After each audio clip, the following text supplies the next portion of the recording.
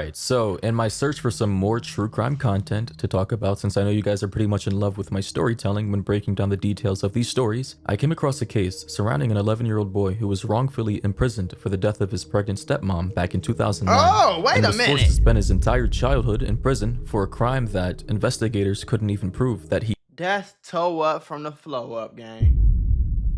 You telling me he went to jail for a body he and his pregnant stepmom? What the did. hell? What and he happened? was 18 before he was finally exonerated and Right. released from prison. So he spent 7 years in prison from the age of 11 to 18. So he was never able to finish elementary school. He missed out on middle school and never was able to experience high school or the first year of college. Like all the people involved in this case, from the family members to the friends to the law enforcement, who all accused him of committing this crime based on circumstantial evidence, ruined his life and should all feel sick right now. Like they genuinely took away some of the most important years of a young man's life that he'll never get to experience. And this entire thing makes me angry thinking about how isolated, alone, and depressed this kid must have felt while being caught up in the situation. At 11, can you imagine, bro? 11, 12, 13, 14, 15, 16, 17. You in jail and you know you ain't do it. You 11 years old. You like, am I tripping? Like, what? Like, you feel me, though? And honestly, that's crazy. I hope he sues everyone, including the state of Pennsylvania, for not giving him the justice he Sue deserved. everybody. One thing about it, I'll be a rich-ass 18-year-old. You better do your homework. What? Let y'all, man, I'll be rich as hell at 18. Y'all tripping.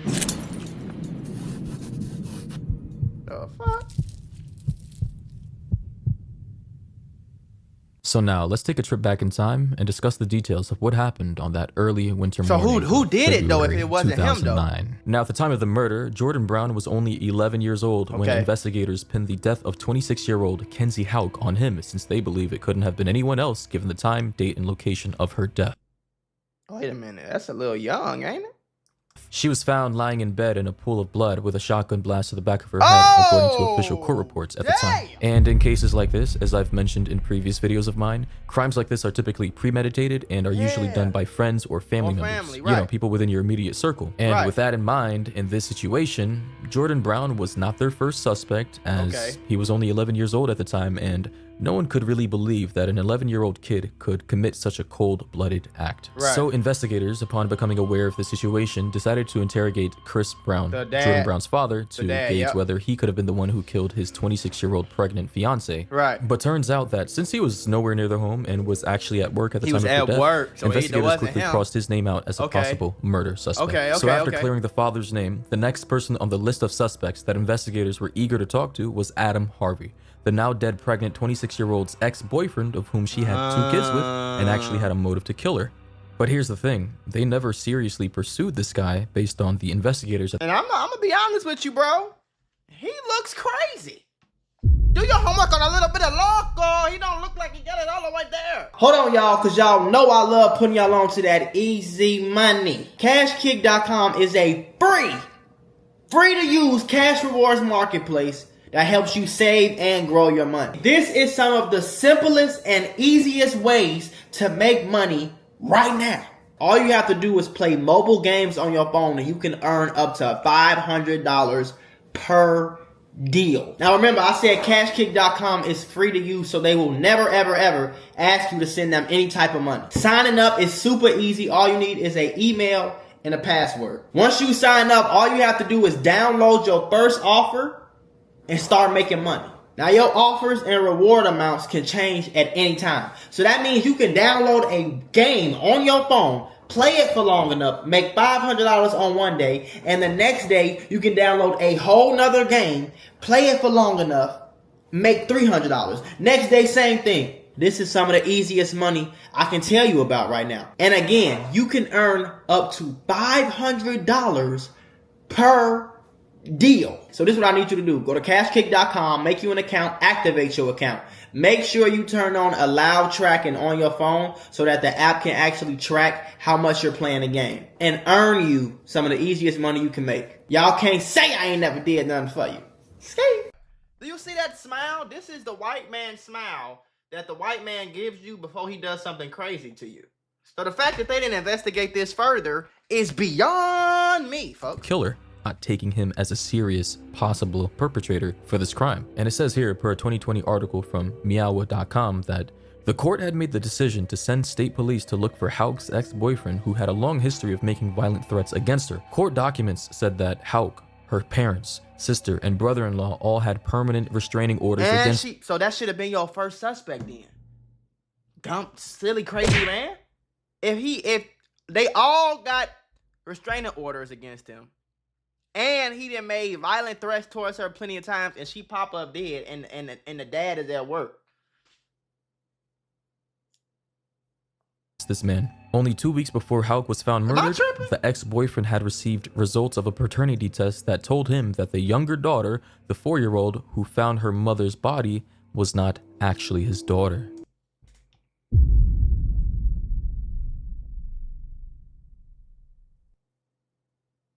Two weeks before, he found out that that wasn't his daughter. Of course he did it, bro. I also found info that stated what is going on? Adam Harvey, after all, who had been engaged in a bitter paternity and child support battle with Kenzie, the girl who died, and who, after paying for the support of Kenzie's youngest daughter, Adeline, for years, of which he thought was his daughter as well, discovered through DNA testing that Adeline is not his daughter, and that Kenzie had not been honest with him in more ways than one, implying that she was cheating while she was in a relationship with him, and not with Chris Brown either. This is a completely different guy that we don't know about. It also says that it was Adam Harvey who was the object of not one, but 2 PFA, protection from abuse, orders taken out against him by Kenzie in 2006 and 2008. So obviously, Kenzie cheated on him and had her last child with a different man. A man that doesn't seem to be mentioned anywhere in this story, since I believe the man she was living with, Jordan Brown's dad, was not the father either. But of course, given the context of him believing that that 4-year-old was his daughter and not knowing she was cheating in the first place, makes him a prime suspect in my eyes, since I know anyone would feel furious, any man, after finding out all that at once. You know, for a man, it would be overwhelming, and a lot of men would want to hurt their wives because of such betrayal. Also, based on info from another article on courthousenews.com, they say, on the night before the murder, Harvey had a verbal altercation with Hauk's parents at a nightclub. Hauk and her family had a protection order against the man because he had allegedly threatened to kill them. Bro, what's going on, bro? It's so much wrong with this story. Why is the mama's parents at a nightclub? The same nightclub as her baby daddy. That y'all should never intertwine at a club, bro. It's so much wrong. But the crazy thing is, even after all this info, even after all the complaints against Adam and all the threats he's made to Kenzie and her family members, the police still decided to dismiss him as a possible murder suspect based on, and this is what they had to say, and I quote, even though he'd returned to Newcastle from where he'd been living and working in North Carolina, and for those of you who are lost, Newcastle is a city in Pennsylvania, and Kenzie was killed in her home in Wampum, Pennsylvania, which is like 9 miles away, approximately 15 minutes away by car, so it's very, very close. But it says he'd returned to Newcastle from where he'd been living and working in North Carolina, so now he was back in Pennsylvania. But Adam had a solid alibi on the morning of the murders because he was sleeping at his parents' home on Boston Avenue, and his truck was surrounded by newly fallen snow. There were no tire tracks when the police arrived, and his father vouched for him. So that was his alibi. No snow around his car, and his father vouched for him. That's the alibi. So there's no snow around my car, and my dad said that I didn't do it. Y'all, no more investigation needed, huh? Case solved! And per another article from ABC on the situation, it also stated that the prosecutor for this case said, and I quote, "It's such a small window and such an unlikely set of circumstances that, 1, he found out where she lived. He knew the doors were unlocked. He knew there was a 20-gauge shotgun that they have in the house and gets there after everybody leaves, before it snows with no tracks, and gets by the tree cutting guys. That seems highly unlikely." And that was what one of the prosecutors at the time, who was responsible for putting this kid in prison, said. But you know, given all the info that they gathered on Adam in terms of his location, the fact that his car had snow surrounding it, indicating that it hadn't moved, and his father vouching for him that he had been home all night, investigators at the time concluded that Adam Harvey, Kenzie's ex-boyfriend who threatened to kill her and her family, was no longer a possible suspect. Which was stupid in my opinion, and stupid to a lot of other people who heard about this case. And obviously, there are a lot of other details surrounding Adam Harvey, and details shedding light on why they believe Adam couldn't have done it and why they believe Jordan did it, like them interviewing Jordan's little stepsister that he was going to school with that morning, who changed her story multiple times about her seeing him carrying a blanket that looked like it was wrapped around a shotgun. The grandparents on Kenzie's side of family who made unsubstantiated claims that suggest he previously made threats to Kenzie saying that he would, and I quote, pop Kenzie in the head, among many other things that helped sway the investigators' thought process at the time. However, all you need to know is that at the end, investigators and prosecutors were positive that this 11-year-old boy, Jordan Brown, was the one who killed 26-year-old Kenzie Hauk and her 8-month-old unborn child. And before I move on, I would like to add some context to the specific events that happened that morning, just so you guys can... She must have been pregnant with his dad's baby, which is crazy, bro. Imagine you just at work. That's like the worst fucking call ever. You at work. Like, imagine his life, gang. Like, imagine a dad's life. I'm at work. Okay. My girlfriend, my wife is at the house with my son and her kids. She's pregnant with another one of my kids. I get a call that says she's unalive with a shotgun in the back of her head. So you lost your baby who was almost here, 8-month-old, bro. Eight months pregnant. She was 8 months pregnant. He lost his baby. He lost his girl. Then he lost his only son because they said that he the one who did it. That's a fucked up story, bro. Folks, he had a house full of people to nobody overnight.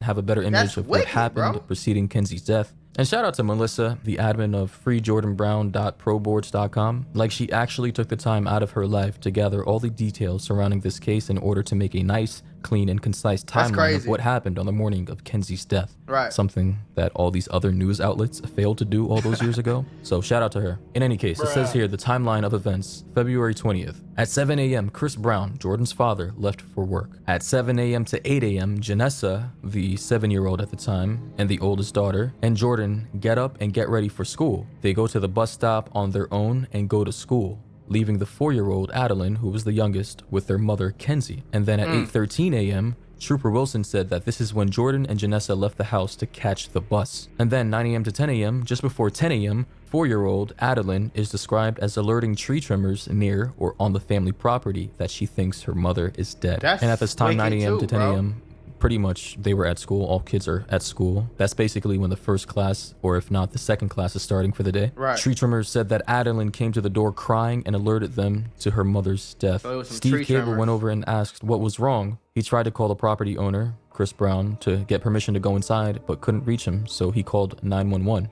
And if we follow one of the above links, it leads us to a page that describes the events that took place that morning and the events that the judge is using to make his final ruling against Jordan Brown. And as you can see here, it's a page long, full of stuff describing what happened. But, I just took it upon myself to make a short summary of what this page is saying. So first of all, it states that the homicide suspect is a pudgy-faced 11-year-old boy who was in the 5th grade at the time. The victim, Kenzie Hauk, 26, was shot as she lay in bed in the New Beaver farmhouse she shared with the boy, his father, and her 2 daughters. He went to court to stand trial on the 2 counts of homicide for the murder of Kenzie and her unborn child. They said, Jordan showed no emotion during the hearing and did not react to the judge's final ruling in this case. And how do you want the 11-year-old to react, bro? He doesn't know what's going on. What do you want him to do? Like, what the That was most likely due to him being in shock at the time, like any 11-year-old boy would be. But the attorneys that were representing him at the time were trying to have his case moved to juvenile court instead of adult court, of which he was being charged in. Because in Pennsylvania, it's like one of the most severe states in America to where if you kill anybody, regardless of your age, they will try to prosecute you as an adult to the fullest degree of the law. It also says that during the day of the killing, Trooper Andrew Pennell said he noticed the smell of a freshly fired shotgun. When a sergeant examined a shotgun found among several other guns in the corner of Jordan's bedroom, police have said Jordan used the shotgun, a youth model he got for Christmas from his father, to shoot Miss Hauk in the back of the head, which was one of the significant pieces of circumstantial evidence that investigators and prosecutors used to pin this crime on Jordan. Although, based on what I could gather in a previous article I read, Jordan's defense implied that his shotgun smelled like that due to them participating in a turkey shoot less than a week ago. And per an article from ABC, his attorneys say police were never able to prove Jordan Brown's shotgun was the murder weapon. This is starting to piss me off, bro. You telling me you took this 11-year-old kid and when he putting it all together like this, bro, it's not even really making no sense, gang. Like, They argue that the particle of gunpowder residue on his shirt and pants could have come from the jacket he had worn to a recent turkey shoot. In fact, the prosecution's forensics expert had testified that these particles can be transferred. And then Jordan's defense attorneys pointed to the trooper who had said Jordan's shotgun smelled as if it had just been fired when they arrived at the house that morning. His attorneys said, and I quote, "Those law enforcement officers who said that they smelled that the gun was recently fired, they conceded that they had no expertise or training." As for the shotgun shell casing police found near the driveway, another one of Jordan's attorneys said, on that property where they lived on a farm, there were shotgun shells all over the place. They routinely shot on that property. The discovery of that shell was not significant. And another issue Jordan's attorneys raised, which was pretty significant, was that there was no blood or tissue found on the gun or on Jordan Brown's clothing that day. They said it was almost inconceivable that you could suggest that a gun was fired at close range, wouldn't deposit any tissue, any blood on the barrel. And he ain't got nothing on it. And you're not finna tell me that this 11-year-old was smart enough to wash his hand and all his face off with bleach to get all that stuff. Like, you're not gonna, come on, bro. Of the gun or on his clothing, which he wore to school. It was appalling to me that they seemingly just ignored that fact throughout the case, and that was coming from Jordan Brown's attorney. And basically what I'm understanding after watching multiple videos, reading various articles and forums about this situation, is that investigators and prosecutors at the time relied purely on circumstantial evidence to convict this kid of a crime that they don't even know if he actually did. Like, it was as if they just assumed that it couldn't have been anyone else based on what they perceived to be evidence that. But see, this the problem with them police and them prosecutors, gang. The problem is that, first of all, when something crazy like this happen, they gotta lock somebody up. They don't really give a damn if it's the right person or not. They just care that they can report to the news and somebody could say that this crazy crime that happened, this police officer or this prosecutor solved it.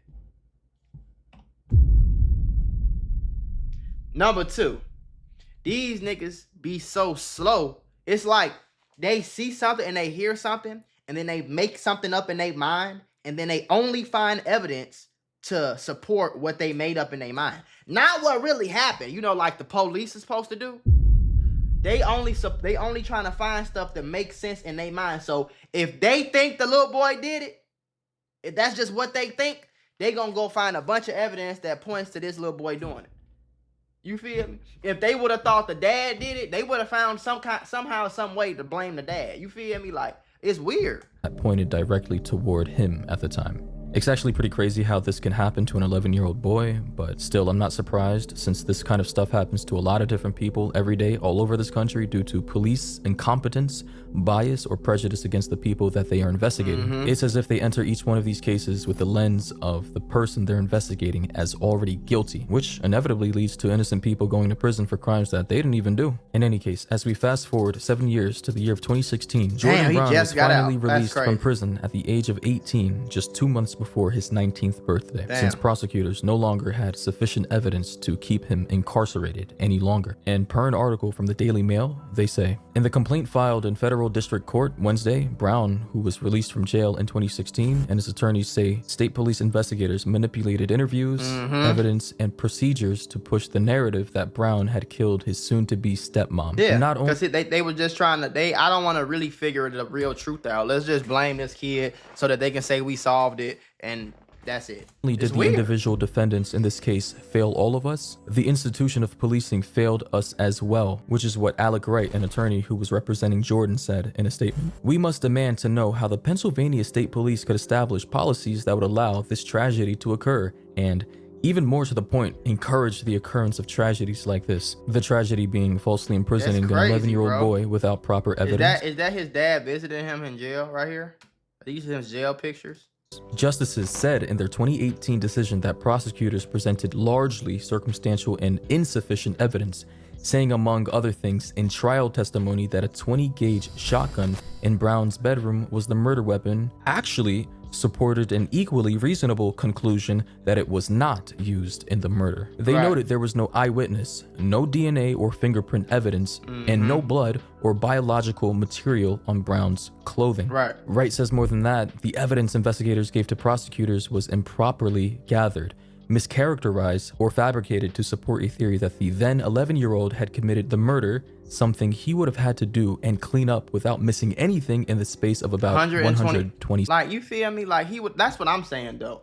He would have had to do that. Then it's like the 4-year-old came in there and found her mama. The story's so weird because if the 4-year-old is smart enough to be like, I think my mom's passed away, and go outside and let somebody know, the 4-year-old is smart enough to do that. That means the 4-year-old should be smart enough to know that they heard a loud bang. You're not finna hit nobody in the back of the head with a shotgun and don't nobody hear it. Shit, motherfucker hear that down the block. You feel? Seconds. So with all that being said, it's safe to say that these investigators dropped the ball on this one. They jumped the gun and focused all their energy on a kid who, based on current info, most likely did not do the crime. And Kenzie's real killer is most likely still out there alive and well. And I personally believe that they need to look into her ex-boyfriend again, since they failed to do it thoroughly the first time. And since he was the one initially threatening her after finding out that their last daughter wasn't actually his, there definitely needs to be more eyes on him. Like, what are the odds that this kid, Jordan Brown, ended up killing a woman that her ex-boyfriend wanted dead in the first place? Like, unless the kid was working for the guy, which sounds ridiculous coming out of my mouth, I'm gonna have to stick with my initial suspicions of it being him. In any case, after being released from prison, Jordan and his lawyers decided to open up a lawsuit against the retired officers who were on the case when he was a kid. He came out saying in a public statement that, I feel if we win the lawsuit, it'll shed a light of my innocence on people that they can't really ignore. And this was just referencing the people that, even after him being exonerated, still believe that he killed Kenzie. He also said that what happened to me is so horrible, even though when I was young, I would say I didn't understand what was happening. I look back and see all the blatant injustices, and that angers me. Part of me wants to get into a line of work to help kids, or just people in general, to prevent the injustices before they happen, or at least after they happen, trying to correct them. In any case, I want to know what you guys think. Let me know all your thoughts. Y'all heard what I think. They bogus as hell.